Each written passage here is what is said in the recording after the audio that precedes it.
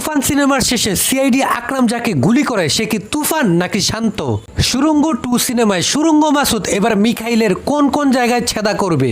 রাক্ষস সিনেমায় রুশোর পুরো পরিবারকে নিঃস্ব করে দেওয়া তার ভাইয়ের সাথে রুশো এবার কি করবে? সবচেয়ে বড় প্রশ্ন হলো এই প্রত্যেকটা প্রশ্নের উত্তর কি আমরা কখনো পাবো? তারা কি আবারও ফিরে আসবে? ভাই লোক, গত কয়েক বছরে এমন কিছু বিগ বাজেট বাংলা সিনেমার লাস্ট পোস্ট ক্রেডিট সিন বা সিনেমার শেষে বিশাল টুইস্ট দেওয়া এবং দর্শকের মনে হাজারটা প্রশ্ন জাগিয়ে তোলা শেষ দৃশ্য নিয়ে আজকে আলোচনা করব, যার উত্তরের জন্য বাংলাদেশের একটা বিশাল শ্রেণীর দর্শক অপেক্ষা করছে যে এরপর এই সিনেমাগুলোতে কি কি ঘটতে পারে, অথবা সিনেমা শেষে সিকুয়াল অ্যানাউন্সমেন্ট করা শেষ না হওয়া এই সিনেমাগুলো কি আদৌ আবারও বানানো হবে? কে কে তার বিখ্যাত চরিত্রটিকে নিয়ে আবারও ফিরে আসতে পারে সিনেমার পর্দায়? তো কি অবস্থা, আমি সজীব আর আপনারা দেখছেন সজীবের ডাইরেক্ট পয়েন্ট। আর আজকের পয়েন্ট হলো the mysterious post credit scene. Number 5, Chanchal Chowdhury cinema Insaaf. 2025-এ কুরবানি ঈদে পুরাই কসাই মুডে একজন গ্যাংস্টার হিসেবে সবার সামনে হাজির হয় শরীফুল রাজ। তার সাথে মুশাররফ করিমও ছিল একটা পুরাই surprising ক্যারেক্টারে।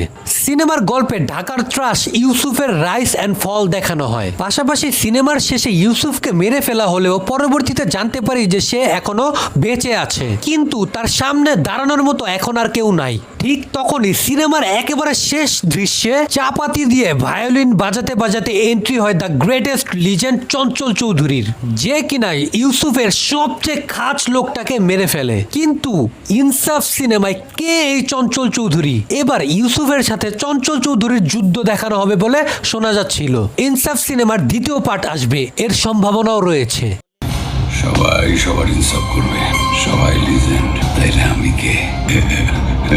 Number 4, Shakib Khan cinema Prince. Prince সিনেমার একেবারে শেষ দৃশ্যে আমরা দেখতে পাই যে তাকে ইনকাউন্টার করা হয়েছে। তবে আমরা এটা জানতাম যে প্রিন্স বিভিন্ন সময় বর্ডার দিয়ে পালিয়ে ইন্ডিয়া গিয়ে আশ্রয় নিত।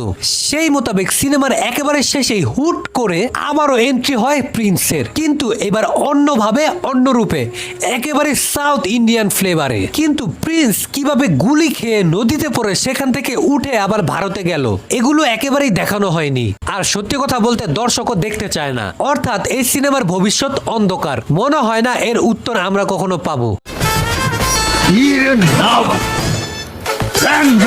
নাম্বার 3, সিয়াম আহমেদ সিনেমা রাক্ষস। গত ঈদে রাক্ষস সিনেমায় রুশোর সামনে কোনো ভিলেন দাঁড়াতেই পারে নাই, কারণ সে ছিল আলফা মেল।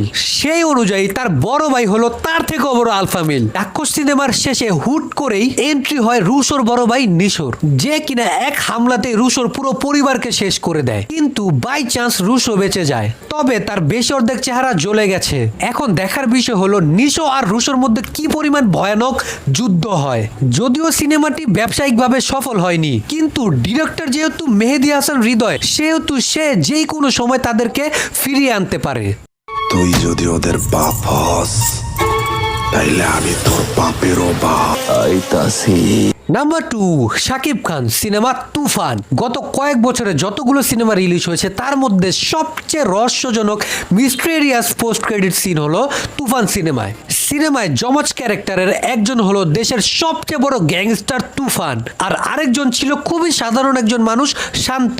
কিন্তু সিনেমার একেবারে শেষে আমরা দেখতে পাই যে সিআইডি আকরাম তুফান মনে করে শান্তকে ধরে ফেলেছে এবং গুলি করে তাকে মেরেও ফেলে। তবে তখনই আসে নতুন একটা টুইস্ট। আমরা জানতে পারি যে নায়িকা চালাকি করে শান্তকে বাঁচিয়ে দিয়েছে, আর যে মারা গিয়েছে সে তুফানই ছিল।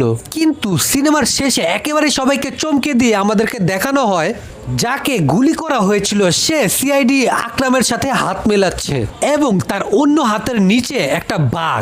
এখন কথা হলো, এটা কি তুফান নাকি শান্ত? ওয়েল, আমার কাছে মনে হয় এটা তুফানি, কারণ তুফানের যেই অ্যাটিটিউড, সে কখনোই এভাবে নাচাগানা করবে না।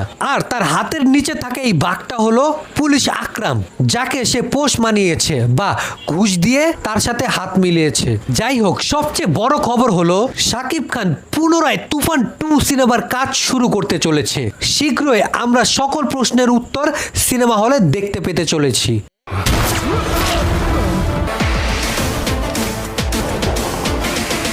নাম্বার 1, আফরান নিঃস্ব সিনেমা তাণ্ডব।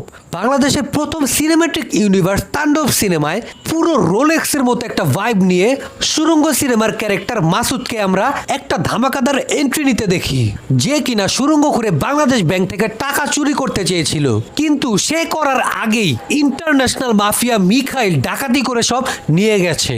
কিন্তু দর্শকের কথা হলো মাসুদ ছিল একজন সাধারণ চোর। সুরঙ্গ সিনেমায় সে চুরি করা সব টাকা পুড়িয়ে ফেলেছিল, কিন্তু সে এখন এত তাড়াতাড়ি এত বড় গ্যাংস্টার হয়ে উঠলো কিভাবে? ওয়েল, এই সমস্ত প্রশ্নের উত্তর মিলবে সুরঙ্গ 2-এ। আগামী ডিসেম্বরে মুক্তি পেতে চলেছে আফরান নিঃস্বর বহুল প্রতীক্ষিত সিনেমা সুরঙ্গ 2। এবার দেখার বিষয় হলো শুধুই কি সুরঙ্গ মাসুদের গল্প দেখানো হবে, নাকি সুরঙ্গ মাসুদের সাথে মিখাইলের একটা বড় লড়াই আমরা দেখতে পাবো। গলিকা সুখবর দেখা হইব ডিসেম্বর।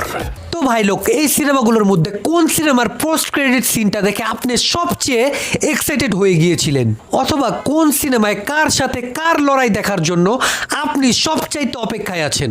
অবশ্যই আপনার গুরুত্বপূর্ণ মতামত আমার কমেন্টে জানান। দেখা হচ্ছে পরবর্তী এরকমই আরো একটি ইন্টারেস্টিং ভিডিওতে। ততক্ষণ দেখতে থাকুন সজীবের ডাইরেক্ট পয়েন্ট।